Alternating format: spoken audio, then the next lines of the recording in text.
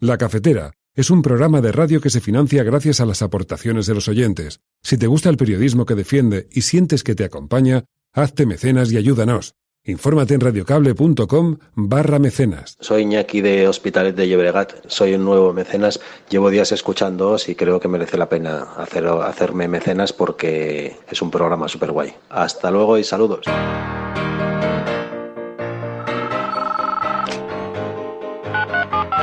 Son las 8:30 de la mañana, las 7:30 en la Casa Museo de José Saramago, en Tías, Lanzarote. Buenos días, mundo. ¿Quieres un café? La Cafetera. Dirige Fernando Berlín. En el programa La Cafetera de Radio Cable. Una entrevista en Radio Cable. Durante 20 minutos en Radio Cable y dice todo lo que van a escuchar. Mañana en La Cafetera de Radio Cable. Radio Cable, que ha conseguido una auténtica primicia, ha entrevistado esta mañana y ha conseguido situar esa entrevista y lo que le ha dicho en los titulares. Con María Navarro y Pilar de la Peña. So I announced this morning that I am suspending my campaign for president. Well, we're always saying the common sense of washing your hands, not touching your face. And I haven't touched my face in weeks. In weeks. I miss it. Este Ministerio de Sanidad es el que va a ir indicando la progresión, si procede, que todavía no procede de las distintas fases de alerta sanitaria. De momento, insisto, estamos en fase de contención. Ya hemos terminado una mejora sustancial de los pliegos del servicio del 016. Ampliar a todas las violencias machistas unas guardias telefónicas gratuitas de 24 horas al día, 7 días a la semana, creo que sin duda es una buena noticia para todas las mujeres víctimas de cualquier violencia machista. Es decir, una cosa es decir que nos hemos equivocado, yo lo he dicho muchas veces, creo que nos hemos equivocado en muchas cosas, un partido no baja de 57 a 10 sin errores. A mí me encanta la gente discrepante, me encanta, pero una cosa es discrepar y otra cosa es dar por muerto a tu partido. Necesitamos un proyecto que les ilusione, que ilusione también en el País Vasco, que ilusione también en Cataluña. Es verdad que hay que hacerle frente, y hay que hacerle frente con valor y con determinación, y en eso estamos completamente de acuerdo, pero también hay que darle la batalla intelectual. Nosotros valoramos positivamente que la Comisión haya hecho este esfuerzo de venir con un paquete completo de distintas iniciativas en las que por primera vez se determina la neutralidad climática en una norma que pretende ser obligatoria para todos los Estados miembros en 2050. Sin embargo, nos parece que las cuestiones que nos están presentando todavía son insuficientes. Insistimos en que la solución tiene que ser la búsqueda de la paz, en este caso en Siria, un lugar de conflicto que se está eternizando y donde Naciones Unidas debería liderar una misión de paz, y las ciudades siempre estaremos dispuestas a ayudar con ese compromiso para una misión de paz. Y mientras no se resuelve ese conflicto en Siria, para las miles de personas que huyen de zonas de conflicto, hay que dar una respuesta garantista, comprometida con los derechos humanos.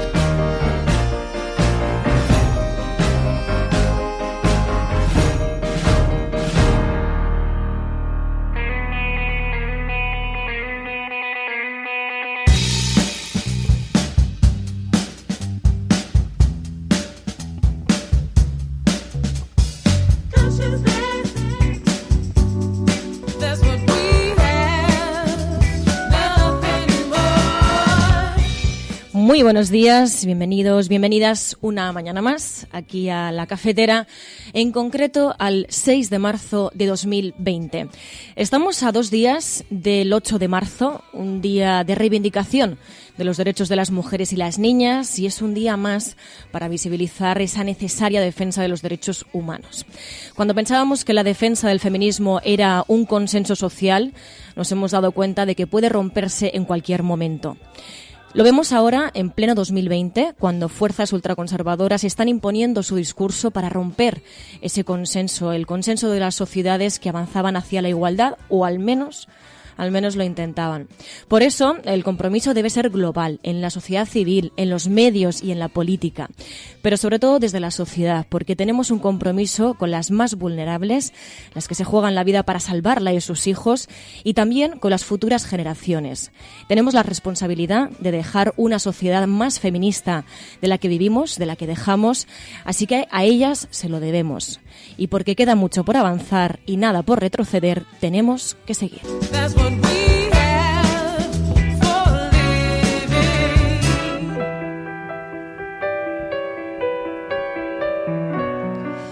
Pero como cada viernes, y además en la línea de este compromiso social que tenemos con la defensa del feminismo, vamos a enfocar también el programa de hoy.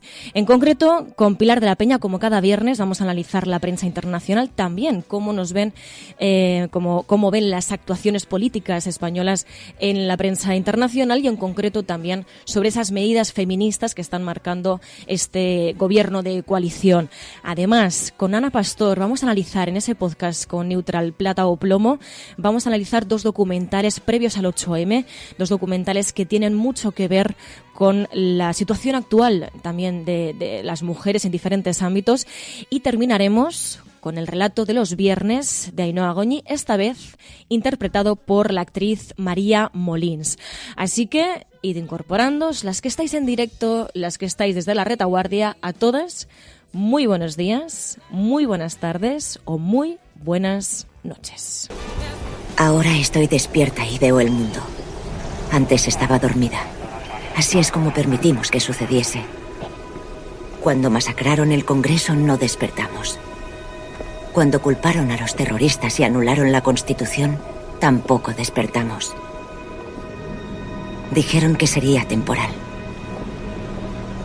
Nada cambia de golpe.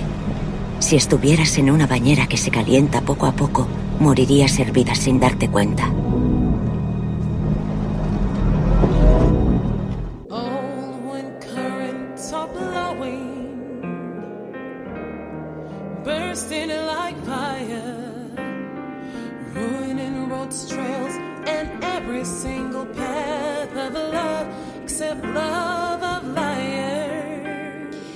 Y ya tenemos por aquí con el hashtag La Cafetera al 8M, almohadilla La Cafetera al 8M, este es el hashtag del día de hoy. Ya tenemos por aquí, además también por el chat de Spreaker, tenemos por aquí a Buscadora de Estrellas, a Enfermero Salesa también se ha incorporado por aquí, Tomás, Ángel, Hortens, Elena Noruega, que nos desea un feliz fin de feminista, Mamen Páez, Belisa, Tania de la Fuente, José, Rubén, Edi también está ya por aquí, David Quirós, a todas y a todos, muy buenos días. Si os parece, comenzamos.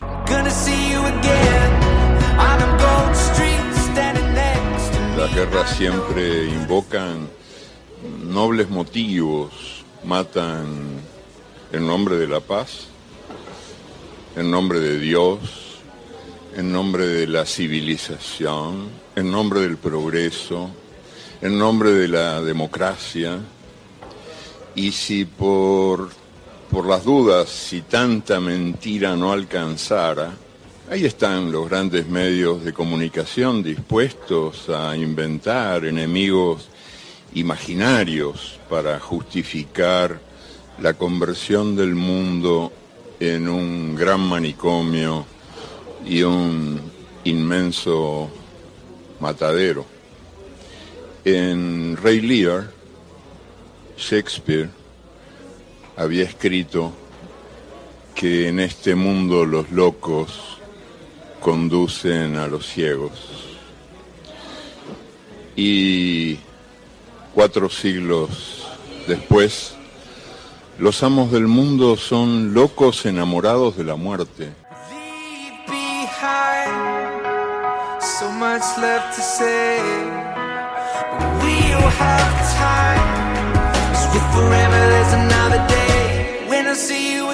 Bueno, y empezamos precisamente con algo que tiene que ver con lo que escuchábamos sobre las guerras. En la portada del diario El País hablan de que Putin y Erdogan pactan un alto el fuego en la guerra de Siria. Dicen que el presidente ruso y su homólogo turco firmaron ayer un alto el fuego para la región de Idlib en el noroeste de Siria. De hecho, se han hecho bastante virales unas imágenes del Parlamento turco en el que hubo una gran discusión precisamente por eso, por la participación militar en el noroeste de Siria, ¿no? Y efectivamente las imágenes han dado la vuelta al mundo porque directamente han pasado a las manos por este asunto, algo que es pues bastante paradójico ver una imagen así, precisamente hablando de guerras como la que llevamos viendo desde hace tanto tiempo en Siria. Sobre eso, además, le preguntaban a Ada Colau y ella hablaba sobre todo también de la situación en la que vive la sociedad civil y también hablaba de la necesidad de que Naciones Unidas tome cartas en el asunto. Insistimos en que la solución tiene que ser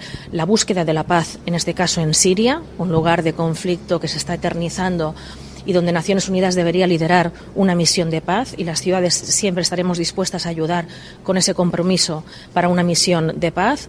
Y mientras no se resuelve ese conflicto en Siria, para las miles de personas que huyen de zonas de conflicto, hay que dar una respuesta garantista, comprometida con los derechos humanos y, evidentemente, que establezca vías seguras para que las personas puedan llegar de forma ordenada y que no solo sea un país quien tenga que gestionar esa situación, sino que en la Unión Europea haya una gestión solidaria entre todos los países. Insisto que las ciudades queremos ayudar, queremos formar parte de la solución y, en ese sentido, nos ponemos a disposición de Naciones Unidas para avanzar en la vía de la mediación, de la paz y del compromiso con la garantía de los derechos humanos.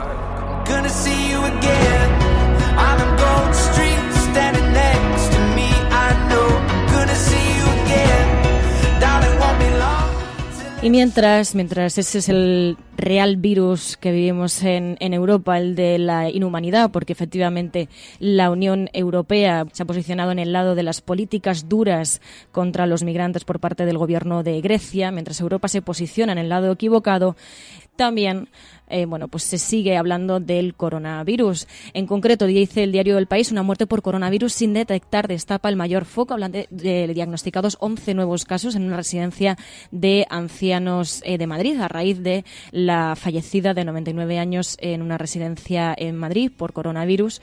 Sobre las medidas que hay que seguir, sobre cuál es la situación actual, hablaba el propio ministro de Salud y hablaba de que España está en fase de contención ante el coronavirus. Este ministerio, el de Sanidad, es el que va a ir indicando la progresión, si procede, que todavía no procede de las distintas fases de alerta sanitaria. De momento, insisto, estamos en fase de contención. Si se siguen las medidas que recomienda el Ministerio de Sanidad, las autoridades sanitarias, de higiene personal, si uno tiene síntomas, aislarse y llamar a las autoridades sanitarias para que, si seguimos estos consejos, pensamos que estamos en fase de contención. Así lo decía el ministro de Salud aquí en España, pero mientras aquí se intenta llamar a la calma, ¿no?, a la sociedad, diciendo que efectivamente, que estamos en una situación controlable. Mientras en Estados Unidos veíamos al presidente de Estados Unidos, a Donald Trump, bromeando sobre los consejos que hay que seguir para prevenir el coronavirus, después de que la propia coordinadora de respuesta al coronavirus de la Casa Blanca pues mencionara esos consejos, ¿no? Decía que efectivamente que no se tocasen la cara y que se limpiasen en las manos. Y entonces, Donald Trump bromeaba diciendo: yo llevo semanas sin tocarme la cara. Of washing your hands, not touching your face. And I haven't touched my face in weeks. In weeks. I miss it. Bueno, pues mientras en unos sitios se intenta llamar a la calma, en otros, se permiten incluso hasta ciertos chascarrillos. También sobre Estados Unidos, Elizabeth Warren abandona la carrera para ser candidata. Lo recoge el propio diario El País y, de hecho, ella, dio una rueda de prensa en la que explicaba efectivamente que se retiraba de la campaña del Partido Demócrata y, agradecía a todas aquellas personas que se habían implicado y que habían apoyado su campaña. So I announced this morning that I am suspending my campaign for president. I say this with a deep sense of gratitude for every single person who got in this fight, every single person who tried on a new idea. I always knew you could be like this. I saw flashes and glimpses before, but they fade, they seem like a distant dream when you're walking through the door. When I see you again on the gold street, standing next to me, I know.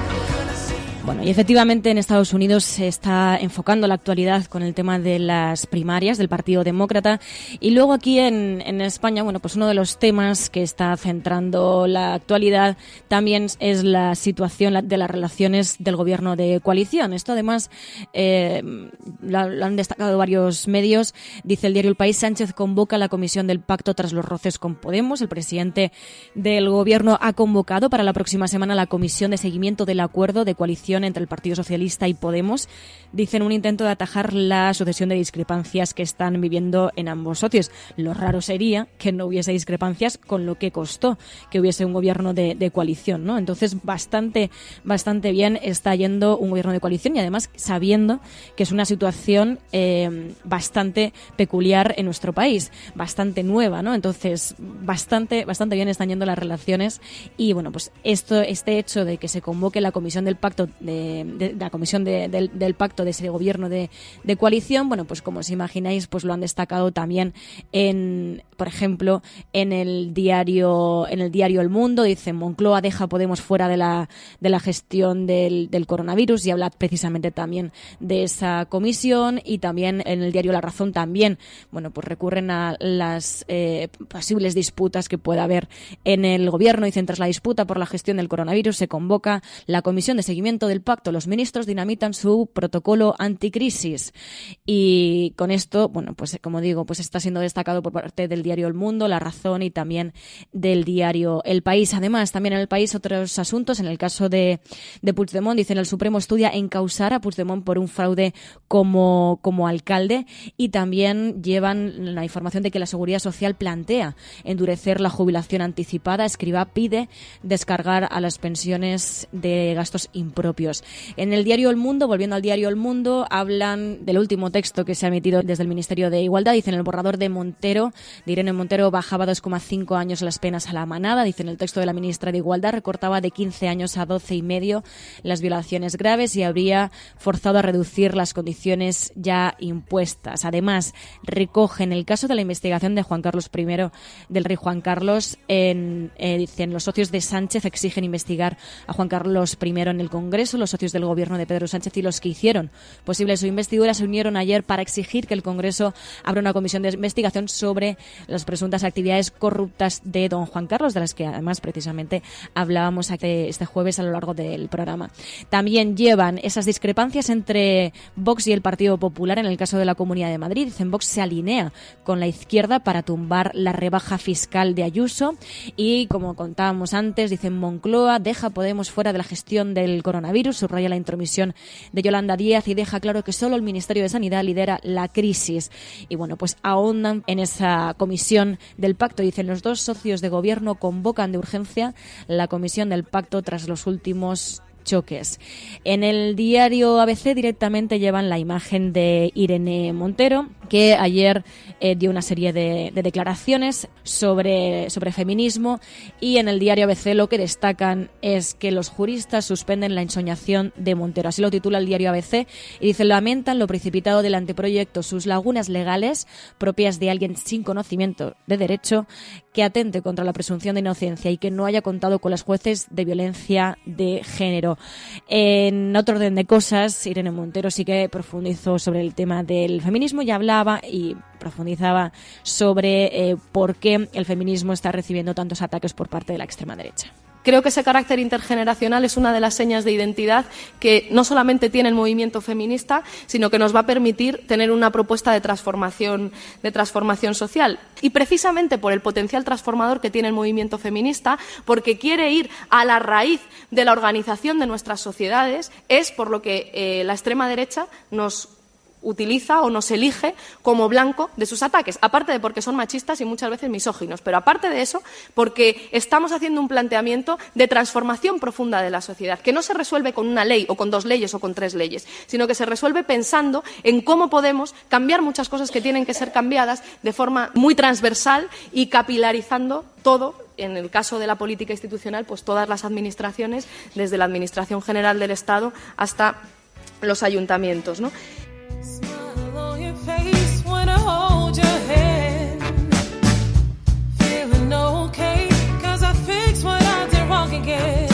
Hablabais precisamente en el chat sobre Vicky Rosell, decían, hombre, ella tendrá conocimientos, ¿no?, de derecho, digamos. Pues sobre Vicky Rosell también está el foco de la actualidad, por como delegada del Gobierno para la violencia, para los casos de violencia de género, anunció que el Gobierno cambiará el 016 para que se amplíe a la atención de todas las violencias machistas. Ya hemos terminado una mejora sustancial de los pliegos del servicio del 016. Ampliar a todas las violencias machistas unas guardias telefónicas gratuitas de 24 horas al día, 7 días a la semana, creo que sin duda es una buena noticia para todas las mujeres víctimas de cualquier violencia machista, es decir, violencia de género, salud, violencia doméstica, violencia sexual, mutilación genital femenina, matrimonio forzoso y acoso laboral.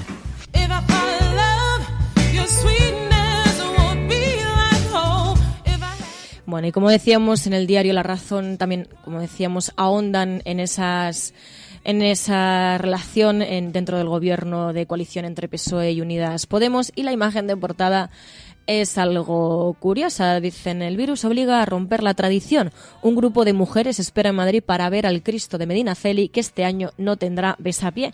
Así que ya vemos los efectos del coronavirus, cómo afectan a todas las estancias. También llevan la encuesta de Feijóo, que perdería la mayoría absoluta y tendría que pactar con Vox para gobernar. Esto ya se está hablando, ya pues se están pronunciando varios líderes políticos. Bueno, está, digamos, en el debate político sobre esa posibilidad de que el Partido Popular en Galicia necesite a la extrema derecha para gobernar. Dicen, empataría con el bloque de izquierdas, que sumaría hasta 38 escaños en la horquilla más alta con BNG y con Podemos. Esta es una encuesta de NC Report que publica el diario La Razón, que además también habla sobre cuestiones de cara al 8M y titula, el sector feminista se impone frente a Álvarez de Toledo. El Partido Popular apuesta por el feminismo inclusivo con un vídeo y un acto. También hablan del caso de Puigdemont, como destacaba también el diario El País. Dicen, un juez de Girona pide al Tribunal Supremo imputar a Puigdemont por prevaricar. Y también hablan de que el gobierno penalizará las jubilaciones anticipadas, como también destacaba el diario El País. Pero más allá de las cosas que puedan, de estos temas que son temas centrales en las portadas de papel, también en el diario El País siguen la pista sobre el caso de Corina y también del rey Juan Carlos. Dicen, Corina denunciará a Juan Carlos de Borbón en Reino Unido por amenazas para que no revele secretos de Estado. Dicen, asegura que sufre una campaña de acoso desde que acabó su relación con el monarca en 2012, en la que implica al exdirector del CNI, Félix Sanz Roldán. Dicen, Corina ha contratado a un reputado abogado londinense experto en extradiciones. Y también, si nos vamos hasta el diario de Público.es, lo que destacan es que tras la coalición, dicen, Unidas Podemos revierte su caída en los sondeos y volvería a crecer en votos y escaños. Y en el caso de Infolibre, uno de los temas centrales también son temas relacionados precisamente con el rey Juan Carlos. Dicen, la investigación sobre los pagos por el AVE a la Meca devuelve al primer plano político las sospechas de corrupción sobre Juan Carlos I. Así que vemos cómo este tema sigue candente, al menos en la prensa digital, en los diarios digitales. Pero como decía, también hay otros asuntos a tratar. En concreto, las primarias de Ciudadanos. Ayer se se retransmitió el debate entre los principales candidatos, entre Inés Arrimadas y también con Igea. Y Arrimadas habla en el debate, criticaba la postura de su contrincante y decía, es que claro, no puedes decir que el partido está muerto. Es decir, una cosa es decir que nos hemos equivocado, yo lo he dicho muchas veces.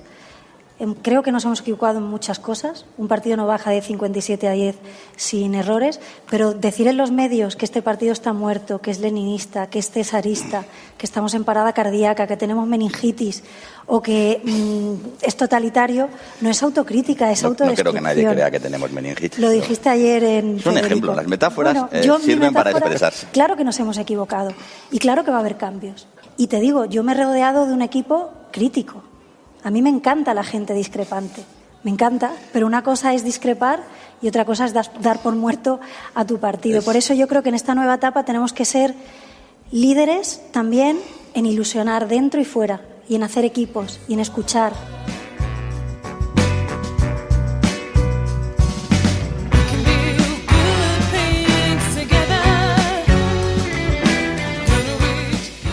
Bueno, pues así se pronunciaba Inés Arrimadas, reconocía los errores que llevaron a esa debacle de Ciudadanos en las últimas elecciones y, por su parte, bueno, pues Igea hablaba, bueno, y ponía el foco también, ¿no?, en el hecho de que Ciudadanos pues no llegue a calar en sitios como en País Vasco o en Cataluña. Necesitamos un proyecto que les ilusione. Que ilusione también en el País Vasco, que ilusione también en Cataluña. Es verdad que hay que hacerle frente, y hay que hacerle frente con valor y con determinación, y en eso estamos completamente de acuerdo, pero también hay que darle la batalla intelectual. Y nosotros no somos el Partido Popular, nosotros no somos el Partido Socialista, nosotros tenemos que ser un proyecto diferente, porque no podemos encontrar las soluciones de mano de aquellos que, como tú muy bien has dicho, nos trajeron hasta aquí. Tenemos que encontrar el camino de otra manera. Y además es que las matemáticas a veces son traicioneras porque no suman. Las coaliciones electorales lo estamos viendo en los estudios sociológicos en el País Vasco, lo estamos viendo en los estudios sociológicos en Cataluña, no suman y a veces incluso restan.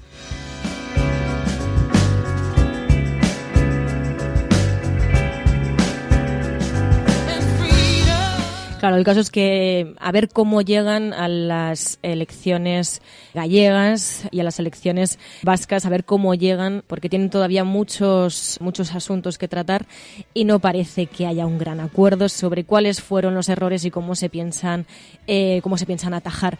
En otro orden de cosas, aunque no salgan las portadas, es verdad que que es destacable el hecho de que nuestra ministra de Transición Ecológica, Teresa Rivera, se pronunciaba sobre las propuestas climáticas de Bruselas y, de hecho, decía que las consideraba insuficientes porque decía que no había una concreción clara sobre cuáles iban a ser las propuestas. Nosotros valoramos positivamente que la Comisión haya hecho este esfuerzo de venir con un paquete completo de distintas iniciativas en las que por primera vez se determina la neutralidad climática en una norma que pretende ser obligatoria para todos los Estados miembros en 2050. Sin embargo, nos parece que las cuestiones que nos están presentando todavía son insuficientes. Les falta concreción, sobre todo les falta concreción con respecto a qué ocurre en el año 2030 y cómo se orientan los mecanismos para que la descarbonización en el marco de la Unión Europea sea creíble y no solamente sea una referencia a 2050 que resulta muy lejana y por tanto todavía no orienta con suficiente claridad cuáles son las inversiones, las transformaciones, las medidas industriales, energéticas, sociales necesarias para activar ya mismo, desde hoy mismo, que es el año 2020.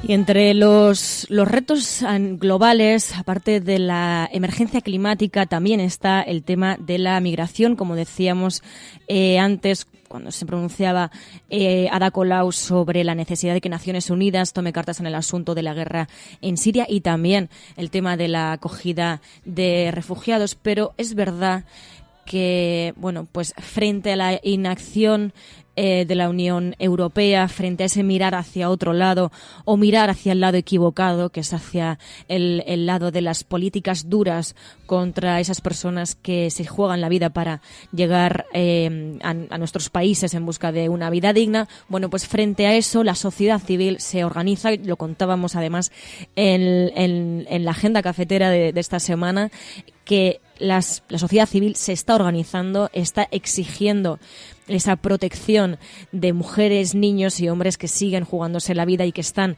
atrapados en Lesbos. Y además ayer volvió a suceder. Ibai Arvide lo contaba, decía 5.000 personas manifestándose en Atenas contra la política de fronteras y a favor de las personas refugiadas, lo que nos invita a tener cierta esperanza. Así que hay mucho por lo que seguir, resistiendo. Sorpresas nos trae la historia. No podemos entender las enormes dificultades sociales y políticas por las que atraviesa Europa, dando el espectáculo de colaborar en los hechos, aunque desaparezcan en el Mediterráneo miles y miles de tentativas de inmigrantes. Da dolor, porque en última instancia no puede entenderse la historia de la humanidad si no se tiene en cuenta la influencia que han tenido para bien y para mal los fenómenos inmigratorios. Sin remontarnos muy lejos, el México pobre de 1939 recibió en un año casi 1 millón de inmigrantes de la República Española. En fin, sobran elementos alucinantes que hacen pensar que cuando las sociedades están más ricas, con la riqueza se multiplica el egoísmo, que con el aumento de la riqueza hay paulatinamente una pérdida de valores. ¿Será posible semejante contradicción? Es para pensarlo, por lo menos.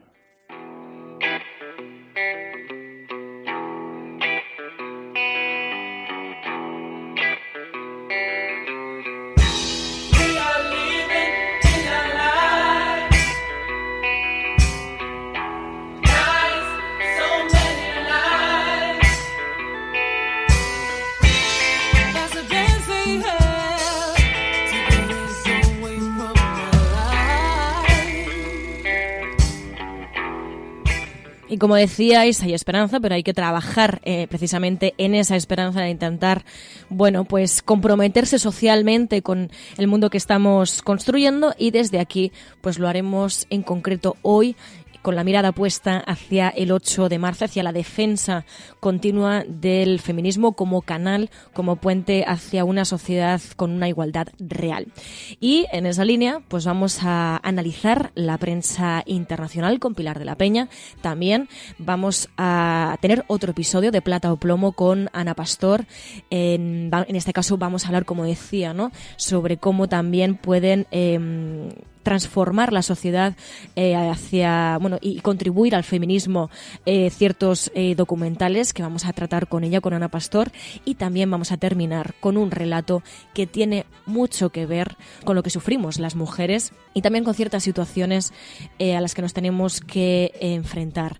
Así que, si os parece, comenzamos. Podrán decir todos los periódicos del mundo lo que quieran.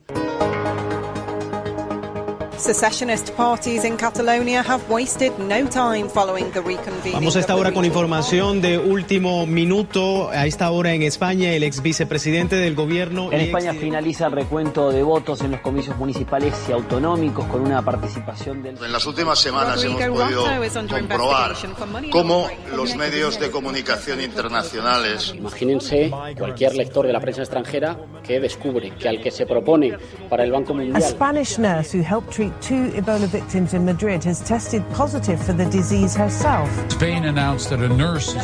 Bueno, pues es viernes y los viernes en la cafetera analizamos la información internacional, pero desde una perspectiva diferente. En primer lugar, miramos la manera en la que los medios de comunicación internacionales se han referido a España, la manera en la que han proyectado la imagen de nuestro país. Y estos días, si hay una noticia que ha tenido una especial repercusión, una especial relevancia, ha sido esa información que se ha publicado sobre el rey emérito Juan Carlos I. Pilar de la Peña, muy buenos días. Hola, buenos días. Empezó teniendo repercusión en un medio de Ginebra, pero ha salpicado al resto de la prensa internacional, ¿verdad? A muchos periódicos. Sí, la verdad es que desde que lo publicó el miércoles la Tribune de Genève realmente ha tenido bastante recorrido. Lo han recogido pues medios de Francia, hay 2 o 3 medios que lo han recogido, de Bélgica, de Suiza, alguno también británico, alguno de varios sitios y la verdad es que sí que ha tenido impacto. Lo que destacan es eso, sobre todo muchos medios recogen el titular que daba la Tribune de Genève, ¿no? Que el rey Juan Carlos habría estado ocultando 100 millones de dólares en una cuenta en Suiza, en una cuenta de un banco en Ginebra. La verdad es que sí que está salpicando y sí que está salpicando la imagen y sí que está generando bastante interés. No entran tanto en la investigación de la Fiscalía, pero sí que es verdad que les llama la atención y que lo ponen de relieve, ¿no? Esta información de la Tribune de Genève que desvelaba la existencia de esta cuenta y cómo además un fiscal suizo estaba investigando en concreto también el pago de 65 millones en 2012 a Corina Susaid-Wittgenstein, la examante del rey, que ahora se hace llamar Corina Larsen. Y bueno, que se está cerrando un poquito el cerco y se están, abriendo interrogantes y cuestiones fuera de España sobre el origen de la fortuna del rey. Porque ¿qué era de lo que se informaba en ese artículo, que es el que ha dado el pistoletazo de salida a toda la información? Pues en concreto mencionaba esto, ¿no? La existencia de una cuenta en un banco privado suizo llamado Amigobo, que estaba a nombre de una organización o de una fundación llamada Lucum, que es una entidad panameña cuyo único beneficiario parece que era Juan Carlos de Borbón.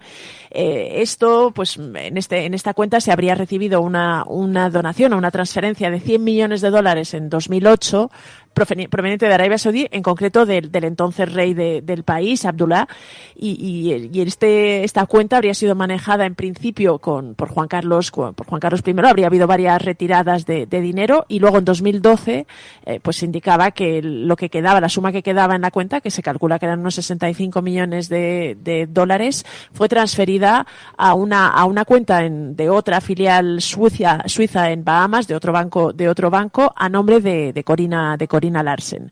Esto era un poco lo que destacaba este cuento y explicaba que este regalo, algo así como suntuoso y oculto, suntuoso y secreto, que era como definían esta donación o esta transferencia desde Arabia Saudí, pues había levantado sospechas de que pudiera tratarse de blanqueo de capitales y de hecho el fiscal Yves Bertosa había iniciado una investigación y estaba pues un poco indagando, que además llevaba ya un tiempo indagando y seguía indagando sobre el posible blanqueo de capitales de esta que origina o que podría derivarse de la existencia de esta cuenta. Es verdad que además esta información de la Tribune de Genève se complementa con una que comentábamos hace unos días. Te acordarás que había salido en The Telegraph, el diario británico, que también publicaba los documentos de una comisión que habría cobrado Álvaro de Orleans Borbón, el primo de Juan Carlos I, y una de las personas señaladas como posible testaferro o como la persona a nombre de quien estarían algunas cuentas en Suiza que habrían servido para ocultar algunas de las comisiones millonarias que presuntamente habría podido cobrar el rey emérito. Y en general lo que todos estos medios ponen de relieve es que realmente se han abierto y se han levantado una serie de dudas y de cuestionamientos del patrimonio, sobre el patrimonio del rey, que convendría investigar y que ya realmente generan dudas sobre el origen del patrimonio. Bueno, se ha roto el tabú, desde luego en la prensa internacional ya había ocurrido, pero se rompe en parte el tabú. Es verdad que aquí con más tímido recorrido en los periódicos clásicos, aunque los digitales lo llevaban en efecto en todos. Otro asunto que ha tenido una gran repercusión, la ley del sí es sí. Sí, la verdad es que es verdad que ha sido una norma que bueno, es verdad que todavía no es norma, es decir, es un proyecto de ley que ha presentado el gobierno, pero bueno, para que os hagáis una idea, lo ha recogido la BBC, Al Jazeera, The Telegraph, Le Parisien en Francia, The Guardian también, un diario suizo. En general ha llamado mucho la atención y lo que se destaca es eso, que en España pues el nuevo gobierno ha decidido apostar por este cambio en la percepción y en la forma en la que se legislaba sobre la violación, y se ha apostado por poner el consenso y el consentimiento explícito en el centro de la norma, ¿no? De hecho, muchos medios, pues por ejemplo Telegraph o incluso The Guardian, el Neue Zeitung, que por ejemplo decía que esta norma era el primer éxito de Podemos, que ahora entraremos, pero todos los grandes medios en realidad recuerdan que la sentencia de la Manada provocó una enorme indignación y provocó que la legislación española sobre violación pues estuviera un poco en el ojo del huracán, y hacía una distinción entre lo que es el acoso sexual y el ataque sexual, que había permitido que, por ejemplo, los autores de la violación grupal de San Fermín pues no fueran condenados por violación, sino por abuso sexual, y que esto había provocado una enorme indignación en el país, y que un poco a raíz de todo este movimiento y de todas estas protestas y este debate que se había abierto, había nacido el compromiso de los socialistas y de Podemos de modificar esta ley, que ahora fructificaba, ¿no? De hecho, lo que os decía, hay un diario suizo que considera que es el primer gran éxito de Podemos, digamos, al frente del gobierno. Hay varios medios que también destacan el protagonismo de Irene Montero en esta ley.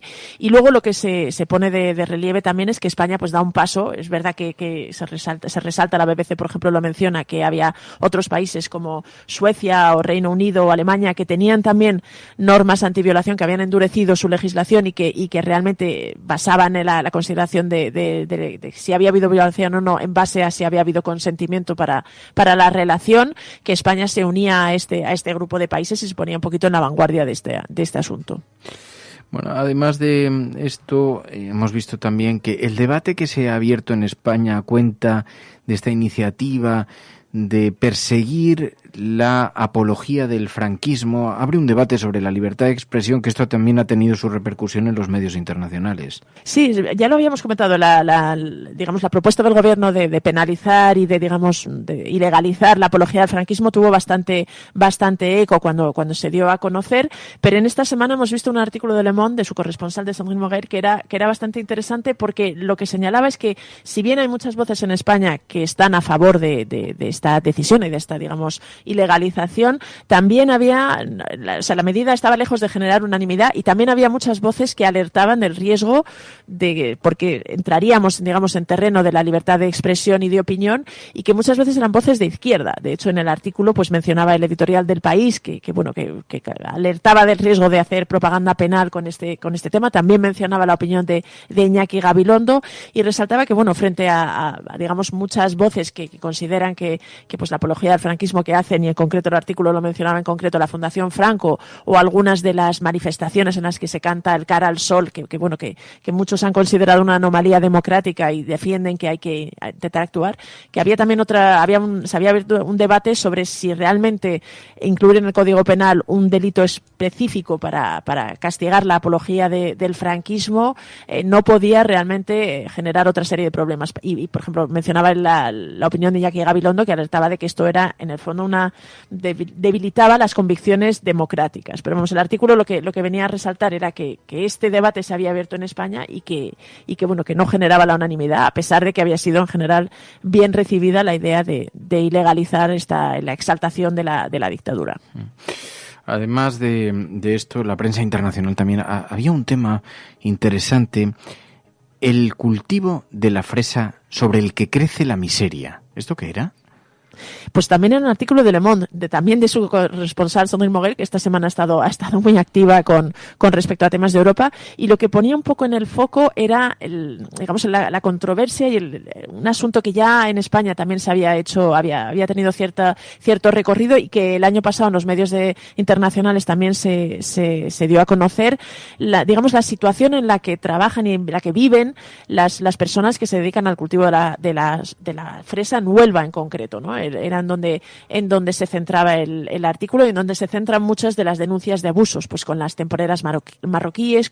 El año pasado pues se conocieron todas estas denuncias de acoso sexual que habían denunciado varias de ellas, que además muchas de ellas pasaron una situación muy complicada. En este caso, el artículo de Le Monde denunciaba, por ejemplo, la existencia de una serie de campos en los que vivían algunos de los trabajadores que tenían unas condiciones terribles y realmente no solo precarias en su su situación laboral, sino de vida, ¿no? Que había algunos campos en los que no había ni luz ni agua, y que de hecho los había denunciado Philip Alston, el relator de Naciones Unidas sobre pobreza extrema, que había visitado España, del que ya hemos hablado aquí en el programa, pues lo había comparado con campos de refugiados. Entonces englobaba un poco todas estas denuncias de situación en las que se habían visto envuelta digamos el sector, para explicar y denunciar un poquito esto, ¿no? Que había la sensación de que en el fondo la fresa crecía sobre la miseria. Se centraba especialmente también en la situación de precariedad creciente en la que estaba todo el sector. Recogía algunas de los argumentos de las patronales o digamos de la industria, que defendía que algunas de las acusaciones no eran justas y que se estaba intentando actuar, pero ya os digo que el titular era bastante llamativo, bastante crítico, porque consideraba eso, que en cierta forma era un cultivo que se estaba asentando o cuyas raíces pues estaban en la miseria, ¿no? Oye, esta semana, en otras noticias más allá de las que se hablan sobre nuestro país, en información internacional, la mirada ha estado muy colocada sobre la crisis entre Grecia y Turquía. Pues sí, la verdad es que ha sido una crisis que ha sorprendido, aunque se veía venir un poco desde que el pasado viernes el presidente turco Recep Tayyip Erdogan anunció que abría su frontera con la Unión Europea en una especie de llamamiento a los refugiados y a los inmigrantes que querían entrar en Europa. Esto luego ha sido interpretado como un intento de chantaje a la Unión Europea. Ha creado la sensación, incluso algunos acusan al gobierno turco de haber llevado a inmigrantes en autobús hasta la frontera, sin explicarles que la parte griega de la frontera, que es la que realmente daba entrada a la Unión Europea, estaba cerrada. Esto ha generado una tensión en las autoridades griegas, que se han sentido pues asaltadas, que ha provocado una respuesta que realmente ha llamado la atención por la virulencia y por la dureza, ¿no? Las autoridades griegas han intentado pues impedir por todos los medios que pudieran entrar los refugiados y los inmigrantes a su territorio, y ha utilizado algunos medios que realmente han sido cuestionables. Se ha hablado del disparo de gases lacrimógenos, de botes de humo, incluso de disparos al aire, de munición al aire. En la parte marítima, pues algunos han acusado a los guardacostas griegos de asaltar o de intimidar a algunas de las lanchas y de provocar incluso que alguna volcara. Realmente ha habido una situación de enorme tensión. Ha habido enfrentamientos también con los propios inmigrantes que intentaban entrar. Por desgracia ha habido muertos, y toda esta situación ha generado además una serie de reacciones. Incluso en Grecia hemos visto reacción de la extrema derecha, que ha intentado presionar también en Lesbos a las ONGs. Ha habido realmente una situación de enorme tensión que preocupa mucho. En paralelo ha habido una respuesta de la Unión Europea a la que se criticaba por la inacción, que era un poco lo que estaba denunciando Recep Tayyip Erdogan con este órdago, como algunos lo han llamado, con esta especie de medida de anuncio de que abría la frontera turca. Estaba intentando que se involucrara y que se implicara la Unión Europea en esta cuestión. De momento no ha sido así. De hecho, las autoridades europeas han cerrado filas en torno a Grecia. Incluso han visitado la zona pues la presidenta de la Comisión, Ursula von der Leyen, y las principales autoridades de Bruselas, pero la crisis sigue ahí. Es decir, hasta ayer mismo pues estaban habiendo presión de los inmigrantes y una respuesta bastante dura por parte de las autoridades, y sobre todo pues se denuncia eso, la existencia de la existencia de una situación muy dura para todas estas personas, y de una crisis humanitaria frente a la que nadie está abordando y a la que nadie está realmente buscando solución. Luego está el asunto de las primarias en Estados Unidos, que también nos ha tenido con mucha atención fijada, ¿no? Sí, ha sido quizá el otro gran tema de portada. Es verdad que la crisis y, digamos, la tensión a la frontera de Grecia y Turquía ha tenido menos presencia en las portadas de los medios internacionales, porque ha coincidido con el coronavirus y porque ha coincidido con las primarias y con el supermartes, que ya lo hemos analizado aquí en el programa, esta especie de día, pues que algunos ven como una especie de gran día en las primarias estadounidenses, las primarias demócratas en esta ocasión, ya que el candidato republicano está claro que va a ser Donald Trump. Y bueno, es verdad que en este caso este Super Tuesday, Super Martes, como lo llaman, pues ha marcado un punto de inflexión en lo que era la carrera por la nominación demócrata, ¿no? Hasta ahora Bernie Sanders parecía colocado como en una posición bastante ventajosa, y había una gran cantidad de candidatos demócratas que parecían optar por, digamos, las posiciones y el votante más de centro. otro, y en 3 días realmente Joe Biden ha pasado de estar desahuciado a ser la gran esperanza, digamos, del ala más convencional del Partido Demócrata, al ganar primero el fin de semana las demócratas en Carolina del Sur y luego en el supermartes en ganar 9 de los 14 estados que estaban en juego. Los números, es decir, los delegados que se otorgan todavía no son ni muchísimo menos definitivos y la carrera sigue bastante abierta para conseguir la nominación de demócratas. Todavía tienen que votar muchísimos más estados e incluso tiene que haber una convención del Partido Demócrata a principios de junio, que será donde salga el candidato y se conozca oficialmente la persona que va a competir en las elecciones. Pero sí es verdad que Joe Biden ha conseguido lo que llaman el momentum en Estados Unidos, ¿no? Pasar a tener un poco, digamos, la ola, estar en la cresta de la ola y convertirse en la persona que algunos señalan señalada o digamos la persona indicada para frenar, entre comillas, a Bernie Sanders. Habrá que ver qué sucede. Ya os digo que quedan muchos estados por votar, que la campaña va a estar muy abierta y que realmente son 2 candidatos que muy diferentes y en este sentido, pues habrá que ir viendo por qué se decantan los votantes demócratas, cuál puede ser la persona que digamos consiga aunar o reunir el mayor número de apoyos de cara a derrotar a Donald Trump, y vamos a ir viendo, ¿no? Ya os digo, de momento Joe Biden se ha beneficiado de esta especie de impulso a su campaña y algunos ya le ven como la persona indicada, pero la carrera realmente sigue muy abierta y todavía puede Bernie Sanders realmente tener un papel bastante importante y bueno, veremos a ver a dónde nos lleva todo esto. Pues Pilar de la Peña, gracias Pilar. Gracias a vosotras. La Cafetera y Neutral presentan Plata o plomo. El mundo en series. En el Juego de Tronos o ganas o mueres. Con Fernando Berlín y Ana Pastor. ¿Sabes dónde estás? Es una radio pirata. De la zona neutral. Nos recuerda un poco por qué luchamos. La noche es oscura y alberga horrores. La noche es oscura y alberga horrores. Nada cambia de golpe. Si estuvieras en una bañera que se calienta poco a poco, morirías hervida sin darte cuenta. Estamos juntos. Somos un trío. Nosotros vivimos románticamente juntos. Hola, habla con Walter White. Usted dijo que estaba casi muerto, ¿vale? Dijo que moriría en cualquier momento.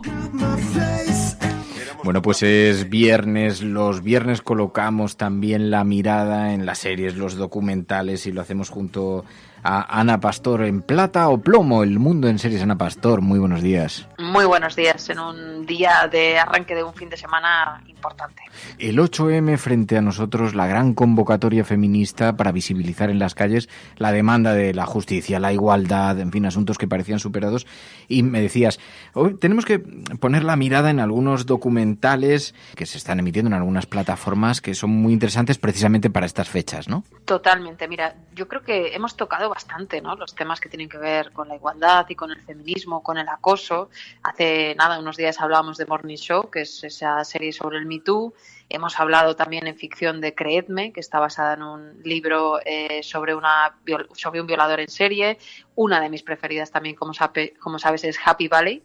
Y bueno, hemos hecho un recorrido, digamos, por la ficción, pero me apetecía especialmente hablar de 2 documentales este fin de semana que tienen que ver, por un lado, con un icono global como es Taylor Swift, la cantante, y por otro lado, ahora te desvelaré cuál, porque me tiene completamente desconcertada el otro. Taylor Swift. You know, my entire moral code as a kid and now is a need to be thought of as good.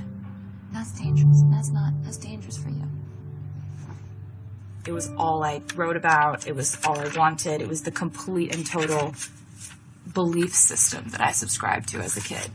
Bueno, tú lo has oído alguna vez, ¿no? He visto que lo habías puesto en internet y que ha empezado la gente a comentar que lo habías puesto en Twitter, un documental sobre Taylor Swift. Yo no, la verdad es que no lo había escuchado, no soy muy... Ella es, bueno, en su origen sobre todo, es una cantante de música country que sin embargo se convierte de alguna manera en un icono más pop, digamos, ¿no?, cuando trasciende a las fronteras estadounidenses. El documental, que se puede ver en Netflix, bueno, viene a contarte su trayectoria vital desde muy pequeñita, en actuaciones y, bueno, cómo va teniendo un crecimiento en lo profesional según se hace mayor y cómo va tomando decisiones sobre su propia carrera, ¿no? Todo esto se mezcla, según ella se convierte en una mujer adulta, con cambios sociales y con cambios políticos, y entre otros la llegada de Trump a la Casa Blanca, y en el estado del que ya es una lucha política entre una senadora republicana icónica también del mundo Trump frente a un senador demócrata, ¿no? Y entonces es muy interesante cómo ella empieza a darse cuenta de que no puede ponerse de perfil, que sabe que tiene un coste, porque es una tipa que solo en Twitter tiene 82 millones de followers, solo en Twitter, en Instagram es todavía más brutal, y empieza a pensar cómo su posición le obliga a tomar partido, ¿no? Y hay una escena maravillosa, yo decía en Twitter que es la escena donde ella le plantea a su equipo más cercano y a su familia, en una reunión en la que creo recordar que casi todos son hombres mayores, que va a poner un tuit apoyando al senador demócrata, porque como mujer no puede permitir que el partido republicano, atacando a las mujeres, etcétera, tenga una victoria, ¿no? Y bueno, es una escena maravillosa en la que todos le dicen, pero estás loca, ¿cómo vas a hacer eso? Las ventas, tu carrera. Y ella llora incluso y les explica que en la vida hay momentos en los que no te puedes poner de perfil porque es una mujer a la que muchas mujeres escuchan y siente esa obligación, ¿no? Entonces me parece precioso, ¿no? El crecimiento personal. Habla también de un problema con la comida, con las relaciones personales, con cómo es que te observen todo el día, pero me quedaría quizá con esa parte, ¿no? De la valentía de ella de salir del cascarón de estrella y dar el paso. There's so much pressure going into putting new music out. If I don't beat everything I've done prior, it'll be deemed as like a colossal failure. Maybe first I could talk to you about kind of new album stuff. There's going to be from 16 to 20 songs on it, is what I'm guessing it's going to end up at. That's what I was hoping for.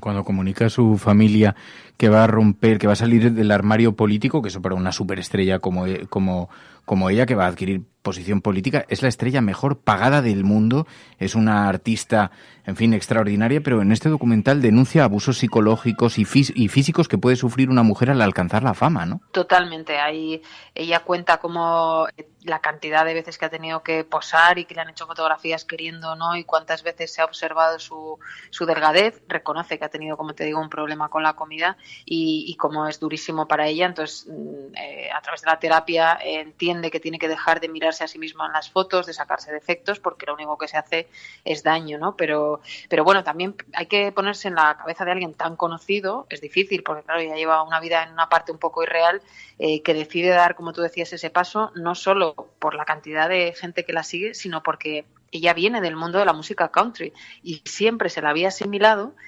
pues por descarte o por ese mundo del que ella viene, con los republicanos. Entonces es tan disruptivo que alguien como ella ponga un tuit diciendo, oye, ya está bien, y eligiendo una opción política contraria a los republicanos que claro, genera un terremoto a su alrededor, ¿no? Y entonces se ve el instante en el que está sentada tomándose un vino con dos mujeres, una amiga, tal, y le da a enviar el tuit. Y entonces es maravilloso, ¿no? Como ¡pum!, ese momento de valentía. Además de este documental sobre Taylor Swift, también decías, tengo otro que es muy brutal, pero que te voy a desvelar. This was a modern love story. Boy meets girl, boy falls in love with girl, boy marries girl, girl cuts off boy's penis. ¿Cuál es este documental? Pues este es Lorena. Se puede ver en Amazon. Gracias a Luis, nuestro compañero de Neutral, he llegado a él. Creo que todo el mundo recordará si a Lorena le añado un apellido de que voy a hablar. Lorena Bobbitt. Es aquella mujer que conocimos en el mundo entero porque una noche decidió cortarle el pene a su marido, a Bobbitt. Entonces, ella se hace conocida, el caso se hace conocido. Yo recuerdo como mucha gente hacía chistes de ten cuidado a ver si tu mujer te va a cortar el pito como tal. Y lo que cuenta el documental es que detrás hay un caso de violencia de género. Ella cuenta en el documental, se ve a todos ahora en tiempo real y en este momento. Cuenta cómo era su vida hasta que hace eso que hace esa noche, ¿no? Y reconstruyen todas las escenas de aquel día. El documental arranca con la llamada a urgencias que se produce en esa casa cuando pasa todo. Y bueno, me parece como que hacer retrospectiva de estos temas te hace ver también cómo hemos evolucionado en algunas cosas, ¿no? Me cuesta creer que hoy en día la mirada sobre ella o contra ella bueno, pues fuera como la que fue en aquel momento, que fueron los 90. Claro, porque ¿cuál es el cambio así que se percibe en la forma en la que se contó? ¿No? ¿A qué te refieres con eso? Bueno, en aquellos días se ve, si veis el documental en algún momento, él concedió muchas entrevistas. Bueno, hay una parte muy escatológica en la que cuentan incluso cómo recuperaron el pene, se lo reinstalaron, cómo los hombres que escuchan este mensaje seguramente ahora mismo están sufriendo escalofríos, y él daba entrevistas en los medios de comunicación entonces haciendo bromas y risas, ¿no? Mientras ella fue completamente, bueno, acosada en el sentido mediático y no se reparó, yo creo, y ese es el cambio, en que detrás había una historia, que lo que ella hizo evidentemente es muy salvaje, y que detrás de esa noche ella decía había una violación y que no había sido la primera vez que su marido la violaba. Entonces, trayéndola un poco al hoy, y a estos días, ¿no?, de esta ley que se está intentando impulsar más allá de las polémicas, el hecho de que sea tu marido lo convierte también en una violación si es una violación. El hecho de que sea tu marido no indica que no tenga que ser consentido, ¿no? Y yo creo que en la mirada de los 90 también los medios estadounidenses y cómo se contó aquello, pues distorsionaron un poco también la parte de ella, ¿no?, de qué había pasado en esa casa. Porque es una serie, ¿es en un solo capítulo o son varios? ¿Cómo es? Es una serie documental, es muy interesante también ahora cómo está cambiando un poco los patrones.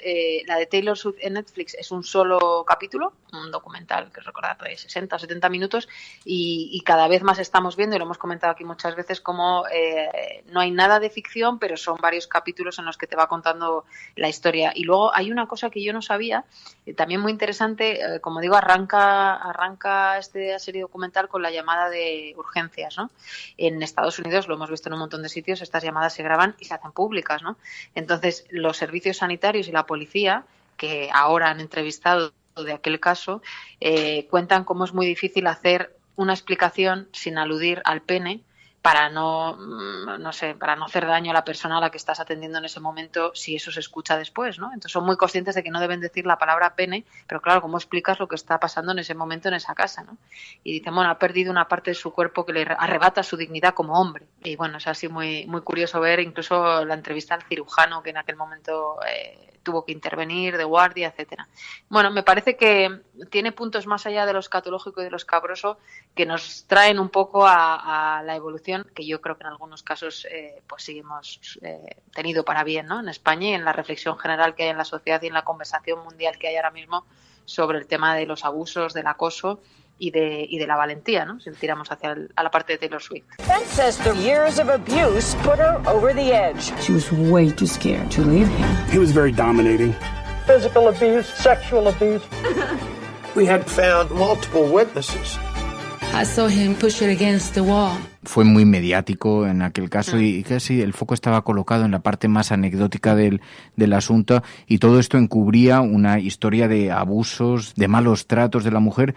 Dicen, por eso que este documental es la verdadera historia de la mujer que estaba detrás de aquel suceso, cuyo titular dio la vuelta al mundo, pero nadie se detuvo a mirar lo que había detrás de aquello, ¿no? Totalmente. Me ha pasado también que, no recuerdo, creo que lo hemos comentado por encima también, un documental también de Amazon de los Clinton, en el que hablan de la becaria de Clinton, que dio para tantos chistes en aquel momento, y con la también visión del siglo XXI, cuesta ver que ahora ese análisis se hiciera de la misma manera, ¿no?, de todo lo que pasó en la Casa Blanca con el propio Clinton y cómo hoy seguramente no habría sobrevivido, ¿no?, a ese tema. Bueno, pues son dos propuestas, dos documentales feministas. El de Taylor Swift, el difícil precio de la fama desde la perspectiva de una mujer que ha sufrido pues muchas situaciones muy muy muy muy duras, muy incómodas, y este documental muy brutal, decías, de Lorena Bobbitt, que también, bueno, pues en cierta manera cambia el relato que se tenía sobre aquel suceso que dio la vuelta al mundo.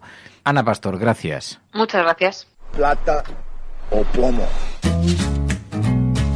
El mundo en series. En el Juego de Tronos, o ganas o mueres. Con Fernando Berlín y Ana Pastor. ¿Sabes dónde estás? Es una radio pirata. De la zona neutral. Nos recuerda un poco por qué luchamos. La Cafetera presenta los relatos de Ainhoa Goñi. Pues en efecto, es viernes y los viernes dedicamos este espacio, hacemos un paréntesis en la actualidad y nos trae Ainhoa Goñi siempre, un pequeño regalo bajo el brazo de Ainhoa Goñi. Buenos días. Muy buenas. Un pequeño regalo para que los oyentes se dediquen también un tiempo a sí mismos y puedan relajarse y escuchar los relatos que nos escribe cada semana Ainhoa Goñi. Hoy, colores. ¿Por qué colores, Ainhoa? Es una parte, la verdad es que muy personal. Sabes que siempre hay algo que me inspira para escribir cada historia, ¿no? Y en este caso, yo viví el tema de este relato, no voy a contar los detalles, hace unos años, hace bastantes años, yo era muy pequeñita, en la vida de mi madre.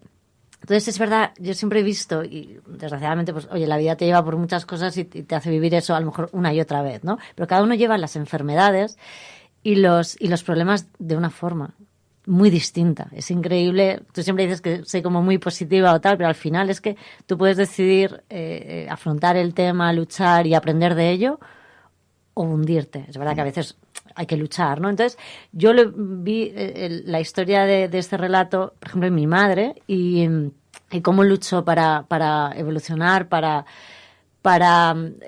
comprender lo que le estaba pasando, ¿no? Y sacar una parte positiva. Entonces, eso siempre me quedó y es verdad que luego he conocido a muchísima gente que tiene historias similares y siempre me ha sorprendido además la capacidad del ser humano de aprender de los momentos dramáticos y en vez de hundirse, ¿no? Decidir, tiro para adelante y aprendo de esa parte, ¿no? Aprendo. Sé que no te gusta que revelemos el contenido del relato antes de que lo escuchen los oyentes, pero bueno, hay algo que tampoco digamos, despeja totalmente la incógnita. Vamos a hablar del cáncer. Uh-huh. Y de un cáncer además especialmente simbólico, que es el cáncer de pecho. Y cómo afecta eso también a la identidad, a la propia figura de la mujer. Y decías, hay una voz, como en esta selección de voces que nos ayudan cada semana a traer el relato a los oyentes, participa Pachi Freites, que siempre dice, yo conozco una persona que le tiene que poner voz a esto. Y decía, hay una voz que hoy tiene que ser la persona que lea el relato de Ainhoa Goñi. María Molins, buenos días. Te quiero. Te adoro. Es un relato duro. Nosotros ya lo hemos escuchado porque hemos hecho una lectura previa. Es un relato duro, pero que también nos pone frente a un espejo, a una realidad muchas veces desconocido y, como decía antes, también frente a la identidad, una mujer que tiene que reconstruir no solamente su vida, no solamente la enfermedad, no solamente su cuerpo, sino también su propia identidad, ¿no? Sí, antes hablábamos de los pedacitos de cuando se te cae un jarrón, ¿no? Esos pedacitos, que es una historia ya de ese jarrón en sí. Pues cuando aparece una enfermedad así y tienes que asumir unas cicatrices vitales, está lo que decía Ainhoa, ¿no? Si te ha pasado cerca, si has vivido esto en una madre o en un familiar o en un amigo. Creo que para la mujer es especialmente duro porque siempre ha habido un juicio exterior hacia la mujer, entonces esto determina mucho, ¿no? Cómo vas a enfrentarte cuando te pasa personalmente, cómo te vas a redefinir como ser humano y como mujer, cómo vas a gustarte y a gustar, ¿no? Y es una cosa que la tenemos por educación las mujeres. Y hay otra cosa de la que yo quería hablar que conecta con lo que dice Ainhoa, que es que cuando tienes que asumir una enfermedad tuya o de alguien cercano, no sé si os ha pasado, pero cuando alguien te preguntas ¿cómo estás? Y te dice estoy enfermo y me pasa esto, nos sale a todos los seres humanos querer solucionarlo ya. Como decirle, porque has probado de ir a este médico, como ya intentando curar a esa persona, ¿no? A veces nos cuesta entrar en las emociones y solo escuchar, sentir lo que la otra persona te está diciendo, está en su dolor y ese momento, ese dolor lo vas a compartirlo el que lo recibe, y a veces esos silencios, ese poner una mano en la espalda y decir estoy aquí, estoy contigo, o no entiendo bien pero lo estoy sintiendo, te siento, te veo, eso a veces es mucho más que querer solucionar la vida de los demás, ¿no? Y me gusta mucho este relato porque está contado desde un sitio, creo que es de mucha verdad. Y los actores admiramos a los autores y a las autoras que escriben desde la verdad. Bueno, para nosotros es un acto de extraordinaria generosidad por tu parte que participes en esto, que te prestes a participar. Eres una persona extraordinariamente ocupada también. Además, ahora está rodando Servir y Proteger, que es una serie muy exigente también en rodajes, que nos decía. Lo vemos en Pachi Freites también. Y claro, es una serie con un ritmo de rodaje no es el frecuente tampoco en las series de televisión, es una frecuencia muy alta, muchas horas de rodaje, vives casi muy extenuante, ¿no?, tu vida. Sí, son 12 horas diarias, yo me levanto a las 5 de la mañana, desayuno a las 5:30, que son horas que no se debería desayunar nadie, y a las 6 me recogen. Entonces, y yo me río porque yo siempre he sido un pájaro nocturno. Normalmente los actores de teatro somos aves nocturnas y yo me he acostumbrado a ser mucho más diurna y a cambiar ese reloj biológico por lo que te toca hacer. Son duras y extenuantes, es verdad. También hay una parte agradecida que es el equipo humano. Cuando hay un equipo humano que está ahí detrás, todo es mucho más fácil, pero tienes razón, es duro. Claro, porque tú has hecho mucho teatro también. Sí. Durante mucho tiempo y has hecho también otras series de televisión, no con este ritmo, pero otras series de televisión, otras producciones también para televisión y cine. Me llama mucho la atención porque hace algunos años había un muro entre el teatro y las series de televisión, ¿no? Y los actores de teatro, tú tienes mucha experiencia en teatro, les costaba romper ese muro porque parecía como un arte menor. Esto se ha cambiado completamente. Ahora se están haciendo producciones en series muy poderosas, muy cuidadas, pero se ha roto completamente, ¿no? Sí, yo creo que esa barrera que sí que teníamos todos, un poquito de... Si trabajas en tele, eres actor de tele. Si trabajas en teatro, eres actor de teatro, que tiene un prestigio. Y si trabajas en cine, eres actor de cine. Yo creo que se han diluido bastante. De hecho, es muy grato ver actores de cine entrar en el teatro, porque para mí el teatro es el templo del actor. Realmente es lo más difícil. Y lo encuentro muy valiente, porque yo me formé en el Instituto del Teatro y tardé 4 años en empezar a entender qué significaba estar en unas tablas y empezar a proyectar la voz en un público, que eso es muy difícil, y llevar tu personaje desde el principio hasta el final, porque sabes que en cine y en tele se va parando, vas retomando, puedes concentrarte y tal. Es otro rollo. Entonces me parece muy valiente la gente que continúa haciendo teatro. Es verdad que las plataformas digitales han entrado con mucha fuerza. Han cambiado todo. Y han cambiado los paradigmas de lo que significaba que un director de cine, una directora de cine solo hiciera cine, y ves que les apetece trabajar en series de Movistar o de HBO. O sea, se han metido en ello y además con prestigio.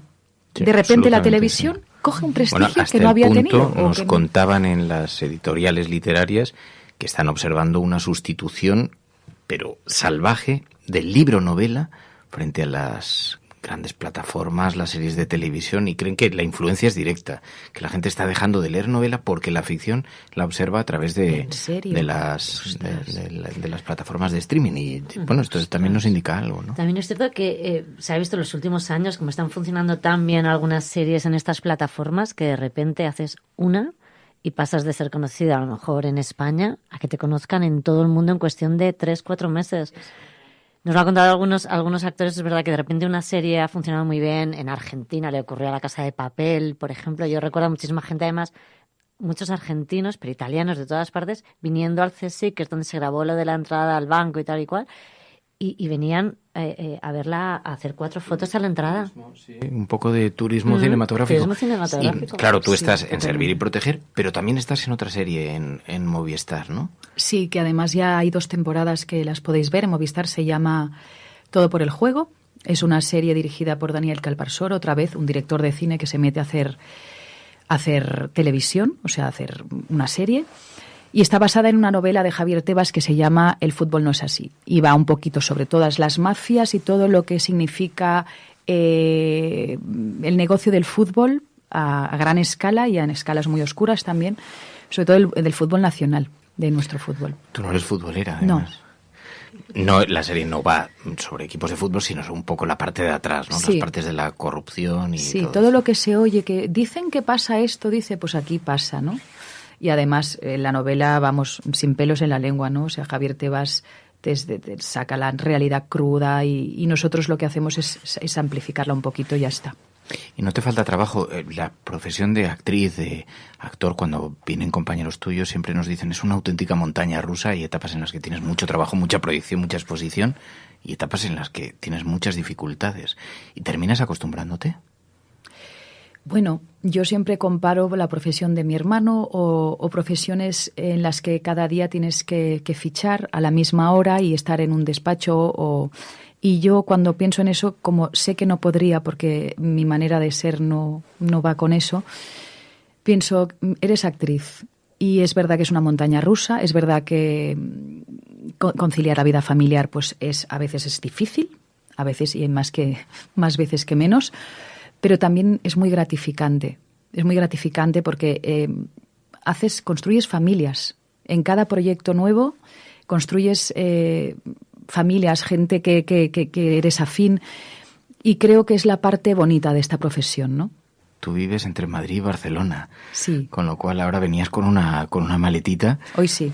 Y que eso también es un ritmo de vida, digamos, un poquito agitado, ¿no? Es agitadete, pero bueno, yo en el AVE aprovecho. Yo siempre me dicen, ¿dónde vives? Digo, yo en el AVE, es donde vivo.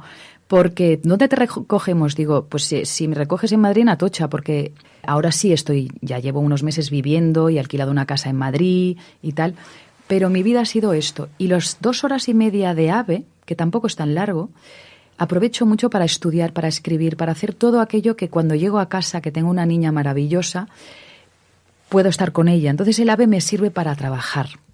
Es un sitio para concentración absoluto. ¿Lo habéis probado? Concentraros en un tren, leer en un tren, pensar en un tren, es algo que te da para concentrarte, ¿no? Y a mí me encanta, además, viajar en tren.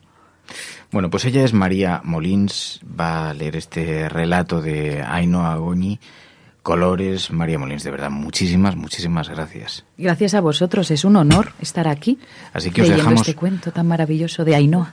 Os dejamos con su voz, con este relato de Ainhoa Goñi. Como siempre, os pedimos que si estáis en la oficina, paréis un segundo en la actividad que estéis haciendo. Si estáis en casa, que os sentéis un segundito con los auriculares en la cama y os regaléis también a vosotras mismas este pequeño relato, este pequeño tiempo que nos podemos dedicar cada semana. Colores, con María Molins.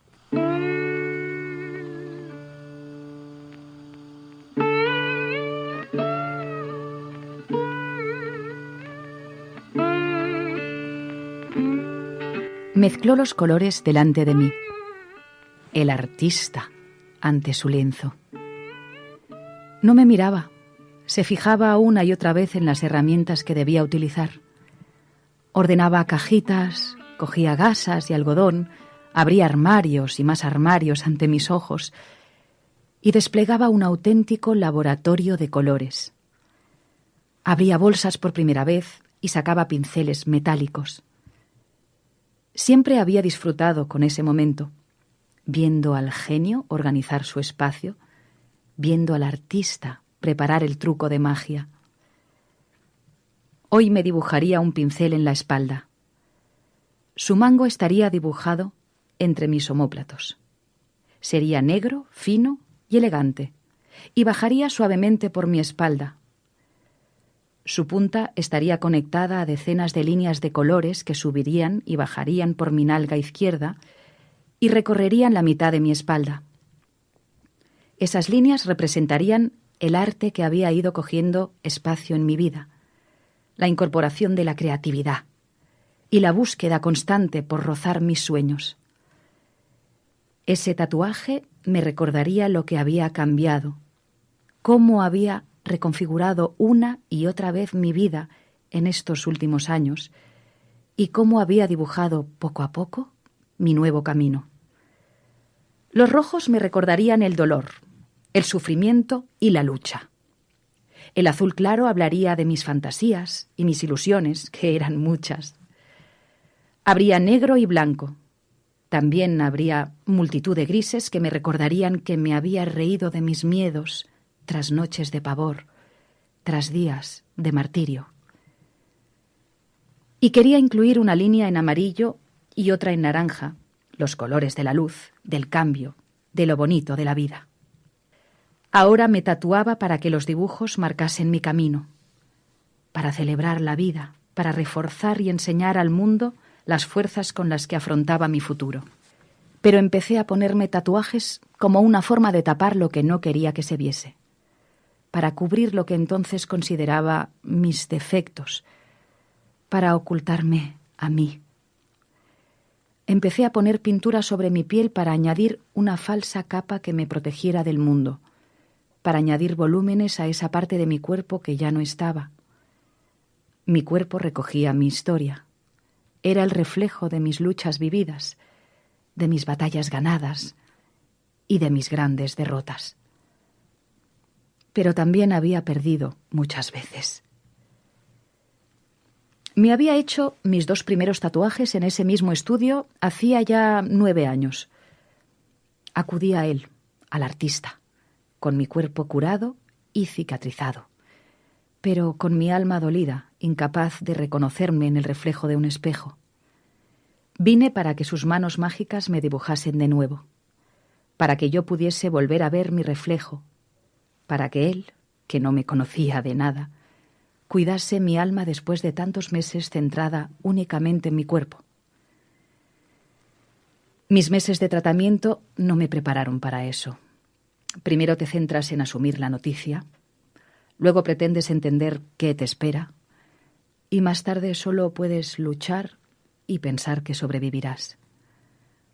Te focalizas en convencerte de que no podrá contigo. Luego lloras durante horas o días sabiendo lo que te viene encima, poseída por el miedo.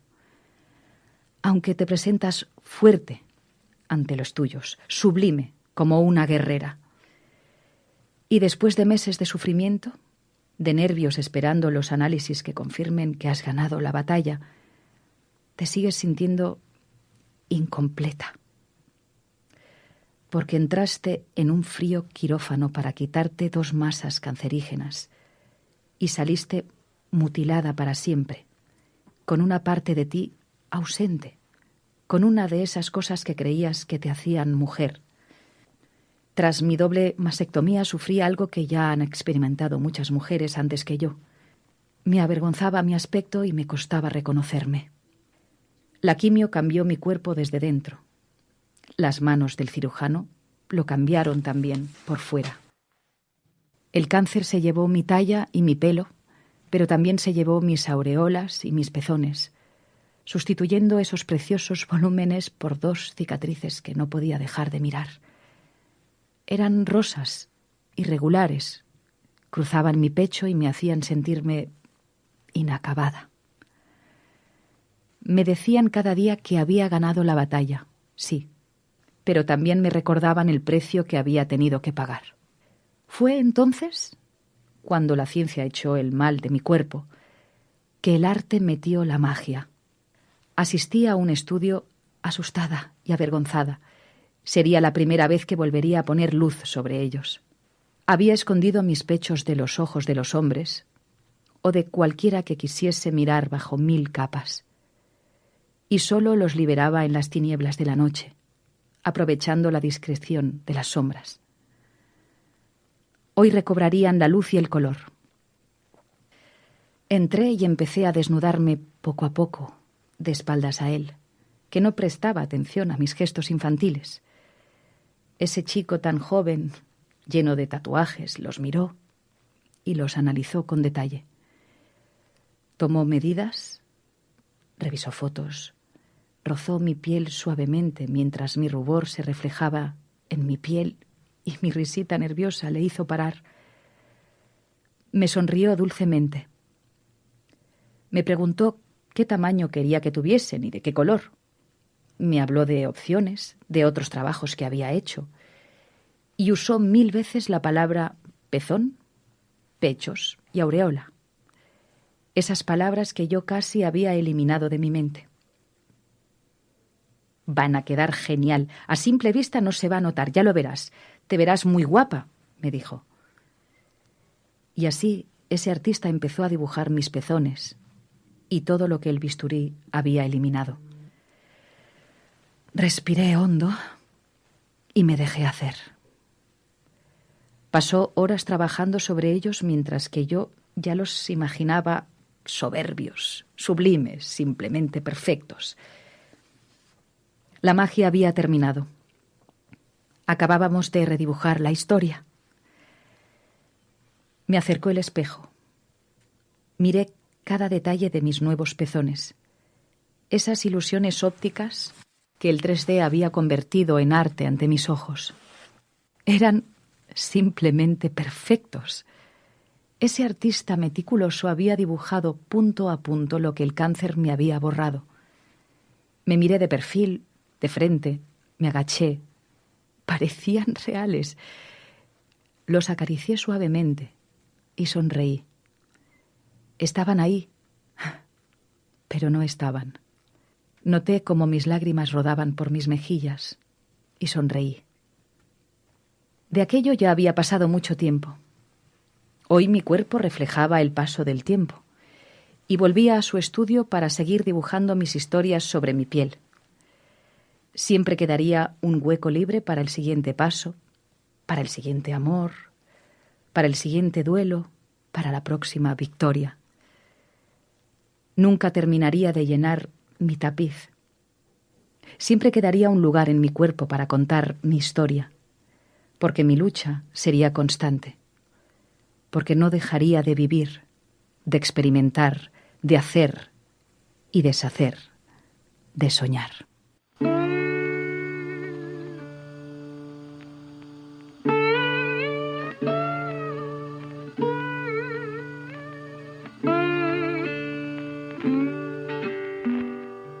La Cafetera es un programa de radio que se financia gracias a las aportaciones de los oyentes. Si te gusta el periodismo que defiende y sientes que te acompaña, hazte mecenas y ayúdanos. Infórmate en radiocable.com/mecenas.